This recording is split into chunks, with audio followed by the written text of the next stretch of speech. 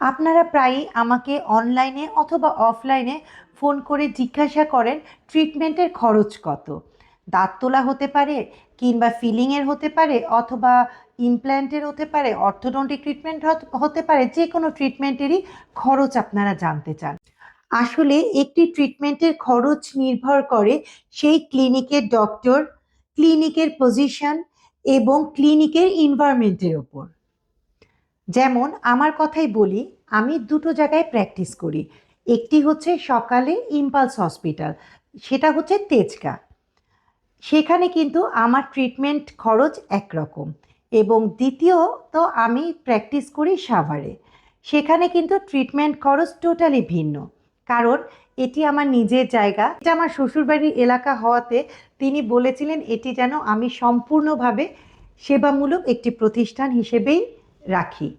আরেকটি বিষয় মনে রাখবেন, আপনার দাঁতের ট্রিটমেন্টের খরচ নির্ভর করে আপনার দাঁতের কন্ডিশনের উপর। যেমন যদি অর্থোডন্টিক ট্রিটমেন্ট করাতে চান, তাহলে অবশ্যই আপনার দাঁতের সিভিয়ারিটির ওপর কিন্তু খরচ নির্ভর করবে।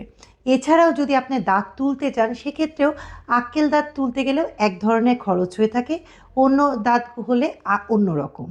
এছাড়াও ফিলিং যদি করতে চান, সেক্ষেত্রেও কিন্তু ফিলিং অনেক ধরনের আছে। আপনি কোনটা সিলেক্ট করবেন সেটা কিন্তু আপনার উপর ডিপেন্ড করবে। তাই এভাবে আসলে অনলাইনে খরচ বলাটা কোনোভাবে পসিবল না। তাই আপনি কোথায় ট্রিটমেন্ট করাবেন সেটা ম্যাটার করে। আপনি আপনার এলাকার আশেপাশে যদি ট্রিটমেন্ট করাতে চান, তাহলে অবশ্যই সেই ক্লিনিকে আপনার যোগাযোগ করতে হবে এবং সেই ডক্টর আপনার ওরাল এক্সামিন করে এক্স্যাক্ট কত টাকা লাগতে পারে সেটা বলে দিতে পারবে। এজন্য অযথা আমরা কিন্তু হুটহাট করে আপনাদের কখনোই ট্রিটমেন্টের খরচ বলতে পারবো না। যদি আমি একটা খরচ বলি, আপনি কিন্তু যে দেখবেন অন্য রকম, তখন আপনি নিজেই মিসগাইড হয়ে যাবেন। এর জন্যই কিন্তু আমি এই প্রশ্নের উত্তর কখনোই দিই না।